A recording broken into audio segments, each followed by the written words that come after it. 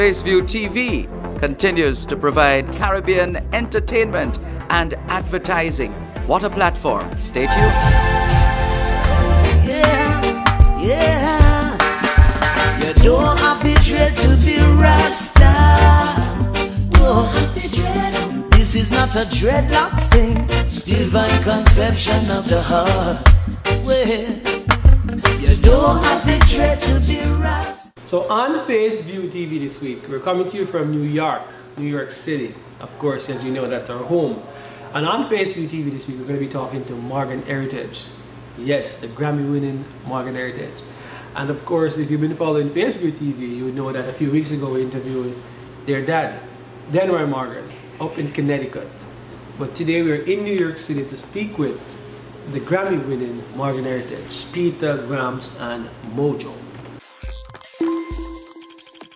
So yes, Morgan Heriatge, welcome on FaceVu TV. So Peetah, Wagwan. Working hard, brother. But we give thanks. That's it. Yeah. Gramps, Wagwan. There, I talk to FaceVu. That's right. Yeah. The man himself, Mojo, Wagwan. Abracadabra. Abracadabra. Yes, sir. Now, you guys are here on FaceVu TV this week, of course, as big-time Grammy-winning artists. How's the feeling? Same way, same rice and peas lifestyle. Rice and peas. Nothing change, just trying to continue the journey, you know. So the accolade of saying, the Grammy Award winning Morgan Heriatge, but it's Roots Rockers, same way, you know. Peetah, tell me, just come back from Europe, just came back from Europe. Yeah. How was the experience with the fans in Europe? Always a wonderful vibe and energy being in Europe and going to tour Europe, and we always look forward to performing over there because the people there, they keep up with the music. They keep up with the development of the artists and our careers and our music. When we drop new music, they're very in tune to it, you know. You have some places in the world where you go where they're just stuck on the old stuff. And they really want you to know they love the old stuff. They love what they love. But, you know, Europe is always moving forward with the group. Africa is like that as well. So it was a joy doing Europe once again. Now, obviously, Mojo, we read the history and we know that the group was bigger at a certain point. What happened to the members? When we got signed to MCA, the time that Peetah just spoke about, in the mid-90s, we were... Early 90s. Yeah. 892. Early 90s, we were 8 brothers and sisters. But you know, music wasn't making money. The business of music wasn't what it is now today for Morgan Heriatge. So life happened and, you know, they moved on to different things. And the 5 of us, you know, made a decision to carry on this work and this mission of, you know, taking this message of equality, justice for all mankind around the globe. Naturally. Gramps, now we know that Jameer Morgan, we're going to be interviewing at some point, shortly, we hope, is now the 3rd generation in the game. Tell us a little bit about his career and what he, as I see you're very hands-on with it. Yeah, well, he's been touring, he's been watching Morgan Heriatge tour from about past 15 years when he was a baby. You know, just coming and watching just on like the Vans Walk tour when we was touring with punk rock acts, and he was like, you know, so his taste of music was very broad from early. And then at some point I heard him walking around the house and me hear him a rap, and I said, what kind of rap thing you do? And then I hear him sing, and I say, I sing if I sing, Bridget, that's a true gift. And he just started developing himself, and he recorded his first song named First Kiss. And then it was like a hip-hop R&B kind of thing, and then doing first reggae song, which was Sunshine Glow, produced by Riff Raff, big up Riff Raff. And then we just started to build from there, and then when we was on the solo journey, I had him on tour with me, and then when we got back to our day jobs, he started to tour as the opening act for Morgan Heriatge, and he's still doing that till this day. Sounds good. Peetah, tell us, because a lot of time we see artists when they bust and big and famous, and we don't know the groundwork and the struggle. Tell FaceVu TV this week some of the struggles that you guys endure. Any boop on stage, any sleepless night. Tell us about the struggles that build Morgan Heriatge. I mean, I remember one time we did a show in North Carolina in the early years. And the only person that was in the audience was our road tech. And he was just running around in the venue, and it was just a big rehearsal in a big open venue with no one there. So, you know, you go from performing for the people you have on the road. Right. Because no one knew who you were, and, you know, we decided that we wanted to go on tour, and, you know, and that was very memorable. Right. You know, and, you know, there's been a lot of other things that's happened over the years, but that's one of the ones that stand out in our career. I want to hear from each of you, one or two, because maybe Mojo have a different memory, and maybe Gramps have a different one. I mean,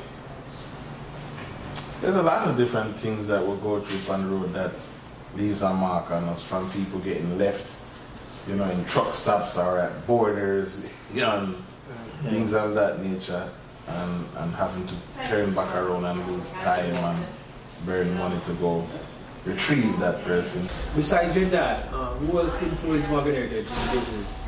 Who else you guys saw and said, we like that? Steel Pulse, as a reggae artist, Michael Jackson as one of the greatest performers of all time, James Brown, Marvin Gaye, Tina Turner, Sade.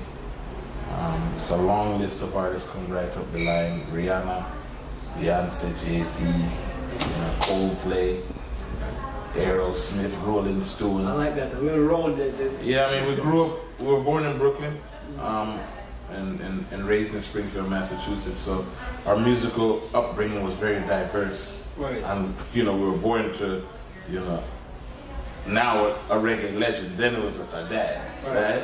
And his band, the Black Eagles. So we had a very wide scope when it came to music, and our view and what we were, our taste in music was very wide. Right. So, you know, that made it, that shaped and molded the sound of Morgan Heritage and the influences.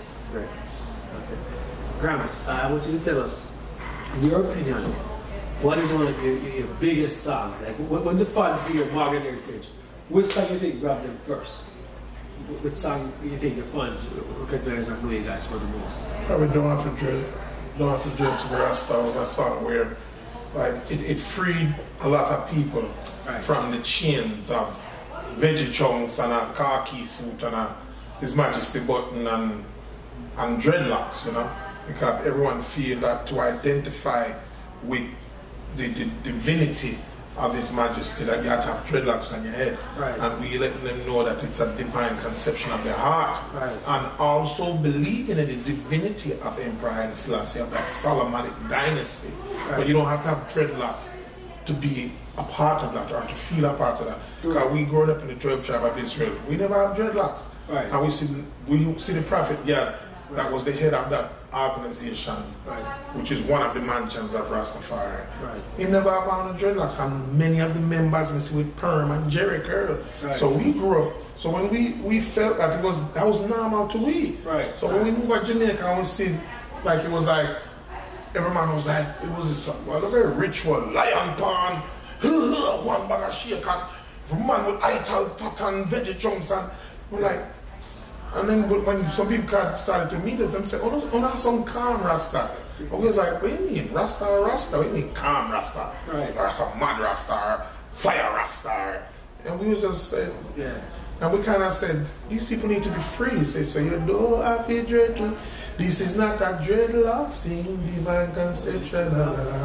So, and it just free so many people. So I think that's one of our biggest statements today, that's going to be around for a long time. Great. Since you touch on that, Peetah, is there anything different with you guys' lifestyle or pertains to being a Rasta? Because we know that these days we have Rastas on levels to it. I'm learning that some people eat meat, some people meditate, some people. Are you guys also genuine in that aspect of it, or you guys are individual things that I don't believe in this, believe in that, what kind of thing? The reality of Rastafari is just love, You know, you see him Rasta out there, so ism and rights and rights. You know, people and rituals and rare, to each his own.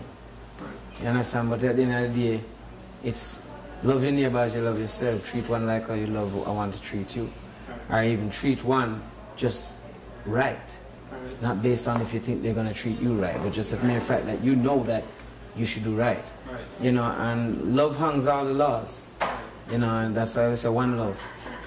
Well, I spoke to your dad 2 weeks ago up in Connecticut, and we shared his ideas with FaceVu TV concerning Rastafarianism. Are you guys aware of his position with that? Of course, he's our father. What do you mean? Oh, it's fine, it's fine. Okay, good. So that sounded That was funny. no, that sounded like it's a little bit more extreme. Not different, but this is a bishop. I mean, he's from a different era and different time, and you know, he's an older man, wiser, and our father is deeply rooted spiritually. Right. So, you know, you understand. But the world is a big place. And you see, we Morgan Heritage, we traveled more than our father in our short life. Right. You know, we've traveled much more than him. Right. We've seen a whole lot more of this world than our father. We've learned people, different cultures. Right. We've seen where the Spirit of God revealed himself to different people in different ways. Right. And you can't deny that. Because who are we to fly in the face of God? Correct. You understand? And you can't say Rasta right and Muslim wrong, or Muslim right and Christian wrong. Right. God are God. And Him reveal himself to different people in different ways. Tell us, Gramps, you guys has garnered fans from all walks of life. We look at the catalog and we look at the reviews, and you guys have as much Spanish fans, as much white fans, as black from all parts of the world. What about Morgan Heritage that create that in your opinion? Where you have so much fans from all over the world, you have equally. What aspect of Morgan Heritage? I think there's a lot of transparency in our message. It's like, you know, when like I have to refer back to when we said don't have to dread to be Rasta. It was very straight and clear. It was just bam. And I remember seeing an interview, and sometimes you watch an interview of a lot of artists, and you ask them a question and you don't understand. Like me say, why the color your shirt? And I look on it, say it blue, and I say, well, you don't know. See my shirt. Just a remnants of the sky, you know, see. Right. What me I said, man, your shirt blue. Yeah. I mean, I go around and I mean, not answer. So I think it's the same way with music, you know. I think there's a lot of transparency and a lot of simplicity in our music. That it's like a baby can eat it or a grown-up can eat it. Because you can't get a baby chicken bone. No, you're choking. You're choking. So I think that we kind of meet the middle of that where, you know, it's simple. And we've been blessed to have that gift to write our songs that, you know, we talk about a song like Moscow Square that talks about the finding of the cross of Jesus Christ, you know, and we pull just little parts of story of history, and we like to read and study history. Right. Your opinion, Peter? Yes. If you agree, you can say agree, but what do you think, what element of Morgan Heritage do you think has caused you guys to have fans from everywhere? Because we accept people for who they are. You know, we're not here to dictate policy. We're here to share what we've learned in life, and we learn from what others have learned in life. Right. You know, it's just simple as that. Take on that? No, man, it says it all. It says it all, right? You're watching FaceVu Tv, and FaceVu Tv is brought to you this week by House of Natural, located at 401 on Bronx Avenue in the Bronx. You'll visit them. On FaceVu Tv this week is the Morgan Heritage, big time Grammy-winning Morgan Heritage. Take it from your. You cannot come on FaceVu and watch this. Who do you guys think out of the three are the fans' favorite while they're on stage? Who do you think is a favorite by the fans? I think Peetah. He's an amazing performer. And I've seen Peetah because we go to some crowds and some of the people stand there look like this. And by the time they're at the show, Peetah have them and eat out of their hands. And that's a gift to kind of transform a crowd. Somebody else have to, yeah, hear me people, I'm done, I'm gone now.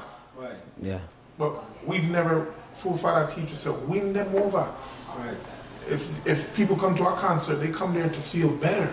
Right. They come for healing. It's the same reason why people go to church. Right. To feel better. So when we perform, it's like church.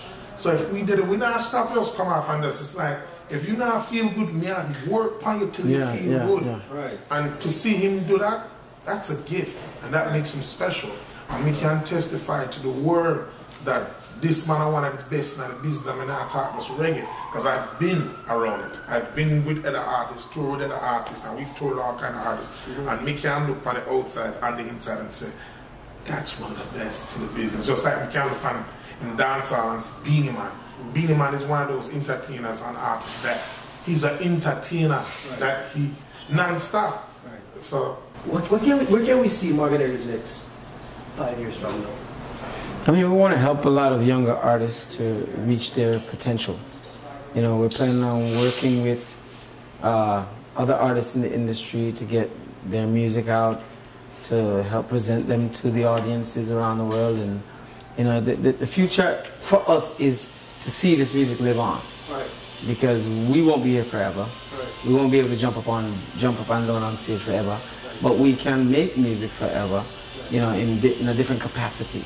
Right. You know, so, you know, maybe do some concert series, definitely work with other artists and getting their music out there, doing special tours to present different artists to the world, you know, because of our fan base being so large. So it's just being able to work, continue working with music, through music, and in different capacities. Yeah. Awesome. Morgan Heritage, I want you guys to give us a snippet, a cappella style.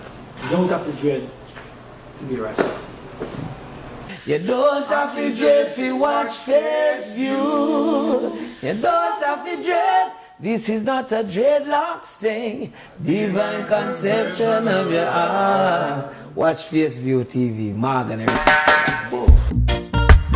Yeah, boy. Yeah. A raga so.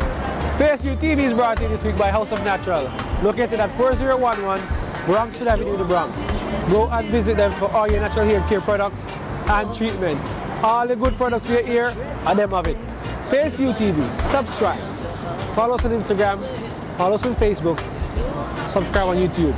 FaceVu TV for all your storytelling, exclusive interviews. Subscribe, FaceVu TV. Thanks for watching. Yeah. You don't have to dread to be rasta. No, this is not a dreadlocks thing. Divine conception of the heart.